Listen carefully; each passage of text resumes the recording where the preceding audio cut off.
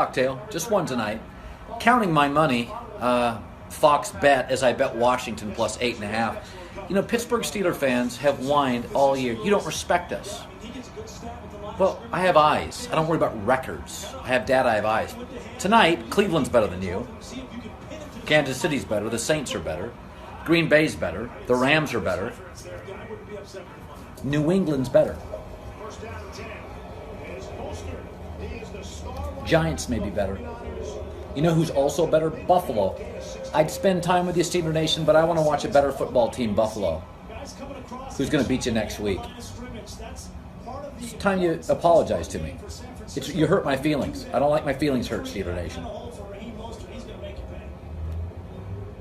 We're getting to that point of the season when you've got to be sharp in all areas and your whole team and both sides of the ball and all that stuff. So there can be all kinds of distractions and changes of this, that, and the other. But at the end of the day, we've got to go play good football. Brooke Pryor. And this is the second week in a row that the offense has kind of struggled to move the ball consistently. What needs to change? Is there something in the last 2 weeks that you've noticed that's different from the rest of the season?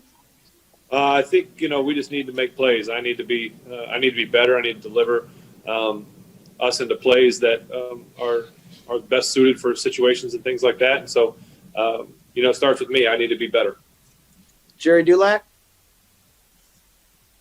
Ben, is part of that, it just seems like there's a lack of a flow to it. I think your coach used the word fluidity. Is that, you kind of sense that with the offense?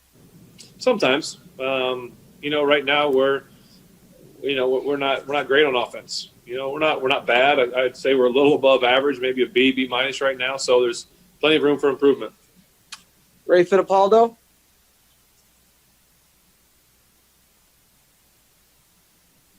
And how comfortable were you with the wheel route to McFarland, and did that play work in practice when you ran it this week? It's a good play. I think the thing that hurt us the most was they were running the guy out there late to cover him, and so sometimes you want that guy to be set to see what's going on, and I have to deliver a better throw. Ant ran a great route and gave us a chance, and it's on me to deliver the throw. Will Graves. Ben, being difficulty in short yard situations, it's become a trend lately. Sort of what needs to get better in those areas? Well, if I had those answers, we wouldn't have issues, I think. So, I don't know. It's frustrating. We need to be better. Jenna Harner.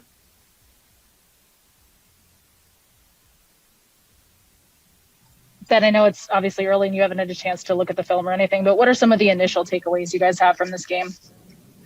I wasn't good enough. We didn't put up enough points, and we didn't possess the ball long enough. Joe Rutter. Yeah, Ben, you didn't practice on the 2 official days this week. Were you dealing with something, and did that affect your play? I didn't play good football. Regardless how much I practice or don't practice, I need to be better for this team. All right, last one, Mike Pizzuta. Ben, it didn't look like they blitzed very much, if at all. Was that the case? And because of their D-line, are they maybe uniquely suited to playing you guys that way?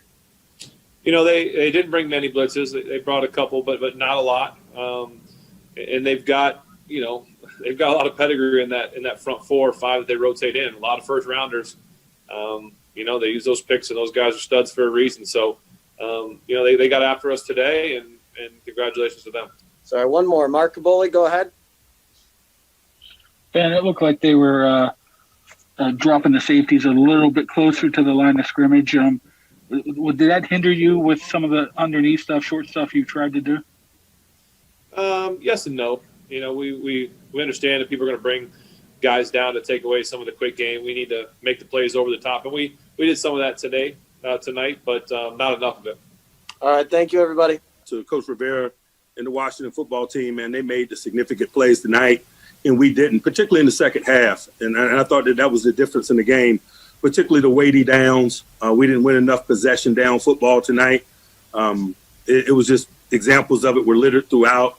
I thought that touchdown drive to start the second half when we had them 3rd and 14 and they hit a perimeter screen for a significant gain and moved the chains, kind of started the ball rolling in the wrong way, if you will. We were down in the red area twice. and we went for it on fourth down and didn't convert either. So possession down ball was heavy in this football game, and we paid the consequences of it, of failure in it, such as life in our game. I'm excited about facing the adversity of losing with this group, man, and smiling in the face of it and preparing and getting ready for our next challenge. And so with that, I'll open it up for questions. All right, let's go to Dale Lally. Dale, go ahead. Mike, the fourth down pass to Anthony McFarland, was he the number one option on that play? Absolutely, he was. Jerry Dulac. Hey, Mike, can you put a finger on some of the inconsistencies of the offense? You had the points haven't been as much the last two games as they were earlier this year. You know, we just got to make routine plays routinely. And I say that often, but there's a lot of truth to it. You know, we got to make routine plays routinely, and we're not making them routinely enough right now. And so it's affecting our fluidity as a collective group. Dejan.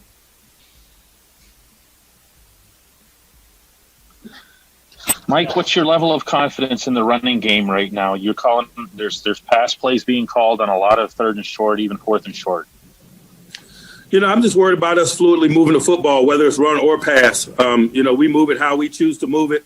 The way that we chose to move it tonight wasn't fluid enough for us to have victory, and particularly in the moments that you mentioned. Brooke Pryor. Mike, is there any amount of weight that's lifted with the undefeated season, that streak being over? I know you said you guys like to learn after losses, but can you learn even more, or learn after wins? Can you learn even more after a loss like this? Hey, we step into a stadium each week with intentions toward winning, and so our intentions will be the same next week. We just live 1 week at a time. It's not a collective for us. Joe Rutter. Yeah, Mike, you talk about routine plays. Would some of those drops be characterized as routine, and how concerning is that? A lot of them be characterized as routine. Mike Pizzuto. Mike, why are you excited to face adversity with this group? Because, Ben, you know, different points along the journey, you get a chance to learn about yourself, who you are, what you're made of, individually and collectively, and it takes the journey to reveal that. And so, you know, we're faced with a loss now, so we'll get an opportunity to smile in the face of it. Mark Caboli.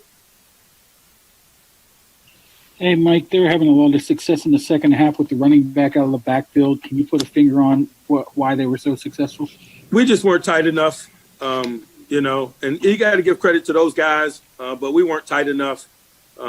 We just, particularly as you know, some of the injury things set in, just the communication and stuff on the defensive side of the ball got a little scattered. We got to be better. Along those lines, Joe Hayden had a concussion. Robert Spillane had a knee injury that's being evaluated. All right, last one. We'll go to Ray Fittipaldo.